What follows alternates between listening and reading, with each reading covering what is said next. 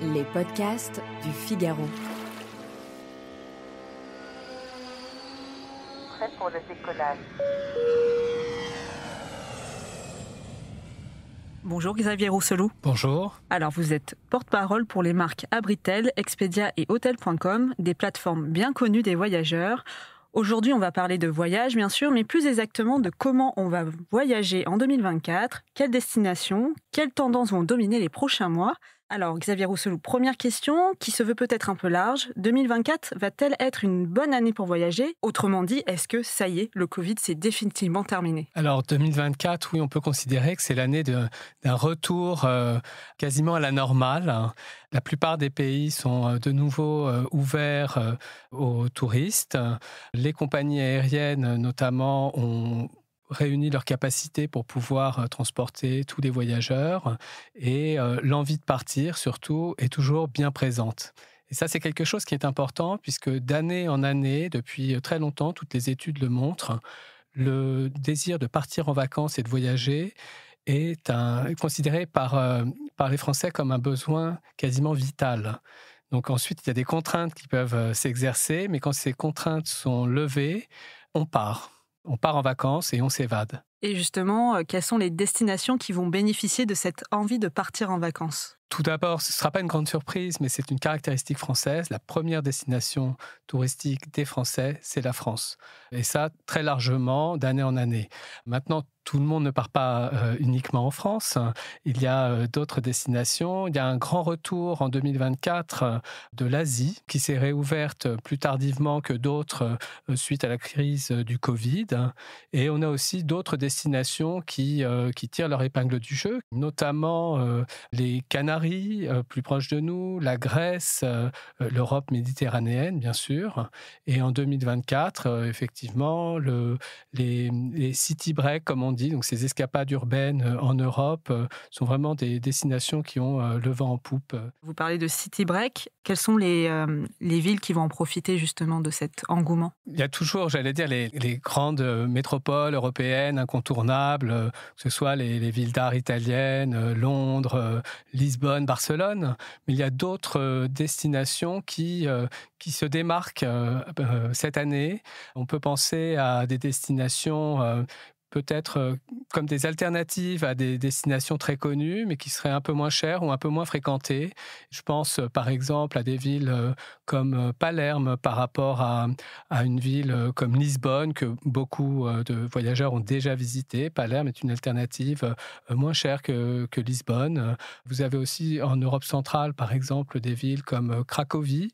C'est une bonne alternative à la ville de Prague, qui est une ville très fréquentée aussi et qui coûte, c'est de l'ordre de 15% moins cher un hébergement à Cracovie par rapport à Prague. Et si on regarde parmi les grandes villes, en Grande-Bretagne, par exemple, la ville de Liverpool est une ville qui a aussi bien le vent en poupe et qui pourrait, pour les amateurs de musique, par exemple, et d'architecture industrielle du 19e siècle, constituer une bonne alternative à Londres.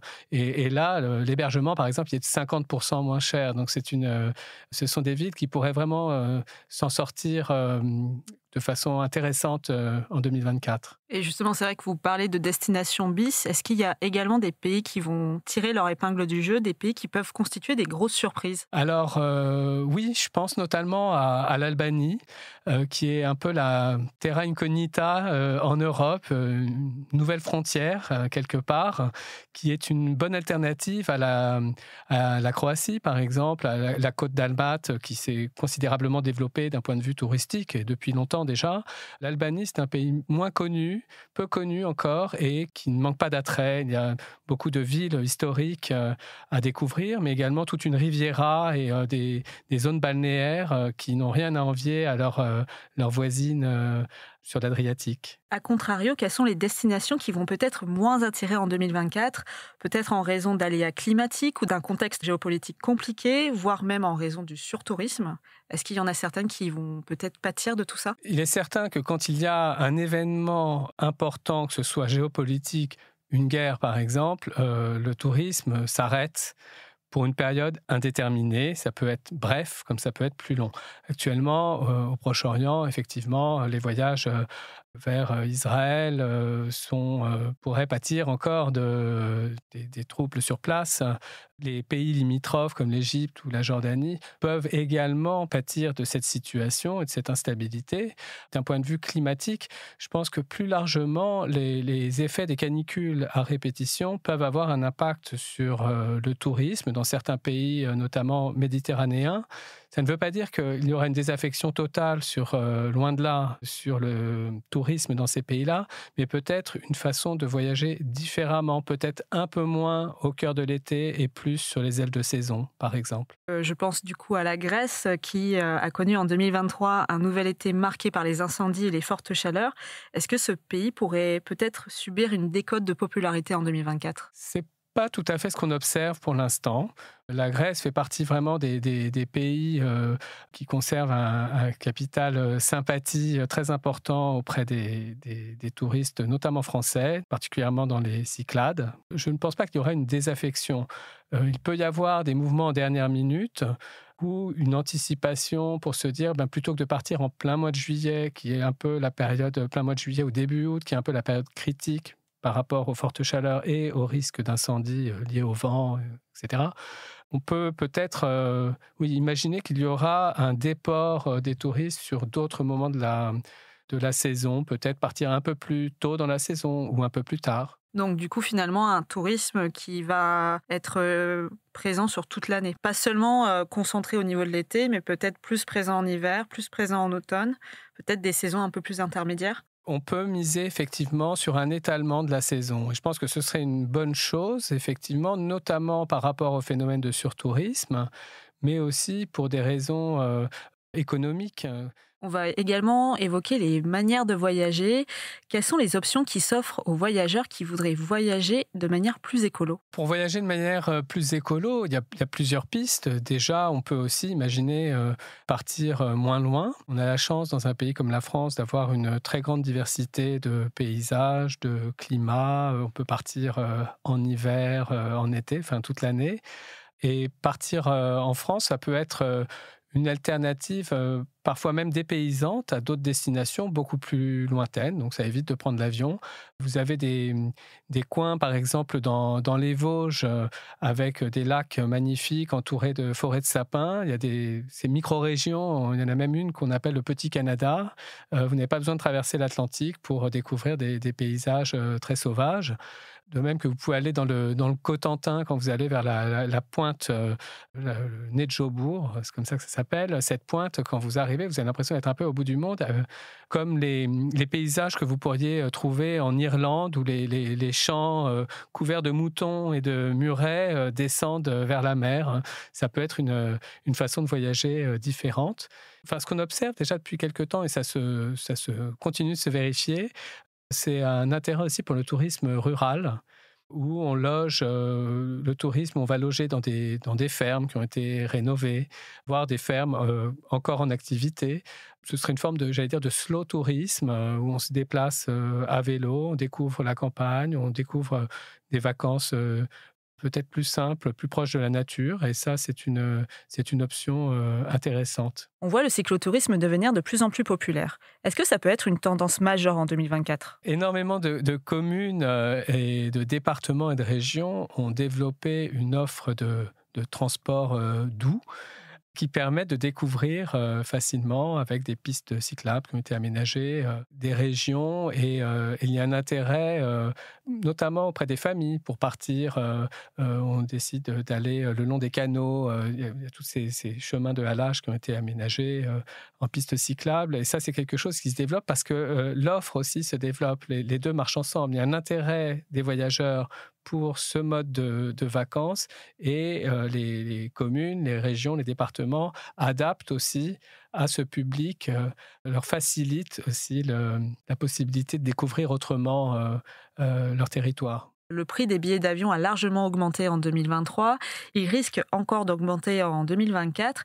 Est-ce que ça peut impacter notre manière de voyager ? Le prix du billet d'avion a effectivement augmenté ces dernières années. Donc, c'était le renchérissement du prix des carburants, le fait que les compagnies aériennes ont été très déstabilisées par la crise du Covid et l'offre était inférieure à la demande. C'est-à-dire que la reprise s'est faite plus vite du côté des voyageurs que du côté des capacités aériennes. Ça, c'est un phénomène qui est en train de se résorber. Beaucoup de compagnies aériennes considèrent que les prix devraient se stabiliser, ou en tout cas, la croissance des prix devrait fortement ralentir cette année. Quelles sont les tendances qui vont marquer l'année 2024 ? Peut-être de nouvelles manières de voyager, de nouvelles manières de concevoir le voyage ? Alors, c'est plus en matière d'inspiration. Par exemple, comment nous vient le désir de partir dans telle destination, à l'étranger notamment. Et ce qu'on constate, et c'est particulièrement vrai pour les générations plus jeunes, mais pas que, c'est le pouvoir d'inspiration, notamment des séries télévisées. C'est quelque chose qu'on a constaté. Bon nombre de destinations qui sont mises en avant dans des séries très populaires connaissent ensuite un engouement certain et beaucoup de gens ont envie de visiter cette destination ou de retourner dans cette destination qui a été un lieu de tournage ou qui est l'élément central. Et vous pensez à quelle destination en particulier ? Alors, si on se projette dans les séries qui vont avoir une actualité cette année, je pense par exemple à l'Écosse, puisqu'il y a une série qui s'appelle Outlander. Il y a aussi Malte, qui est le lieu de tournage de la série Gladiator. Vous avez la Thaïlande aussi, qui est mise en avant dans la série White Lotus. Et il y a fort à parier que ces destinations, en tout cas, génèrent un intérêt de la part des spectateurs, des personnes qui auront vu ces séries. Dernière question qui fait un peu moins rêver, mais qui est tout aussi importante pour nous. En 2024, est-ce qu'il va falloir traiter avec les punaises de lit, ces petites bêtes féroces qui sont venues nous hanter l'année dernière ? Il y a eu de grandes campagnes de sensibilisation qui ont été menées, d'alerte d'abord, et de sensibilisation qui ont été menées en 2023. Sachant que c'est un sujet, j'allais dire, dans le tourisme, qui est un sujet international. Les punaises de lit ont la particularité de ne pas s'arrêter aux frontières et de voyager un peu partout. On peut dire que ce sont des globe-trotteuses. Ce sont de grandes voyageuses, effectivement. Et c'est un sujet qui, en tout cas, en Europe et en France en particulier, a été mis l'an dernier un peu sur le tapis, ce qui a permis aussi de sensibiliser les gens en général à ce problème-là, à comment le repérer, comment le traiter et comment s'en débarrasser. Je pense que ce type de campagne et tous les services qui sont développés autour pour éradiquer le phénomène auront un impact certain pour limiter et diminuer considérablement. Oui, et que la punaise de lit, finalement, ne devienne pas une forme de souvenir de voyage qui viendrait un peu assombrir nos fins de vacances. Voilà, c'est pas le meilleur souvenir que l'on peut rapporter de ces vacances. Il y en a, bien heureusement, beaucoup d'autres. Eh bien, merci beaucoup d'être venu au Figaro. Merci à vous. Merci d'avoir écouté ce podcast. Je suis Sophie Vincelot, journaliste au Figaro. Vous pouvez retrouver Questions Voyage sur le site du Figaro, Figaro Radio et sur toutes les plateformes d'écoute. Si vous avez aimé ce podcast, vous pouvez vous abonner et donner votre avis. À bientôt.